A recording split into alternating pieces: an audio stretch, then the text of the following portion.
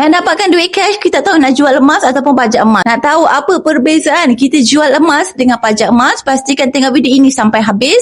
Like dan save juga untuk rujukan pada masa akan datang. Antara cara kita boleh dapatkan duit cash menggunakan simpanan emas, iaitu kita jual emas kita ataupun kita boleh juga pajak emas. So, apa perbezaan dia? Yang mana satu yang lagi terbaik untuk kita? Perbezaan dia ialah apabila kita jual emas, emas tersebut bukan lagi milik kita. Tapi kalau kita pajak emas, emas tu masih lagi milik kita. Perbezaan yang kedua, apabila kita jual emas, kita perlu bayar upah bulanan. Tetapi berbeza dengan pajak emas, kita perlu bayar upah bulanan sampailah kita tebus semula emas tersebut. So, yang mana satu lagi terbaik sebenarnya bergantung kepada kita. Sekiranya kita mampu untuk komit bayar charge upah setiap bulan apabila kita pajak emas dan kita sangat sayang kepada emas fizikal kita tersebut, boleh sahaja pajak emas dan tebus bila ada duit yang mencukupi. Tetapi sekiranya kita terbeban untuk pajak emas dan bayar setiap bulan, boleh saja jual emas, jauh lebih baik, dan kita boleh mula semula simpan emas dalam akaun emas. So, tuan-puan yang nak mulakan simpan emas, boleh rujuk kepada pin video untuk saya bimbing tuan-puan simpan emas dengan mudah. Atau sekiranya tuan-puan ada persoalan nak tanya,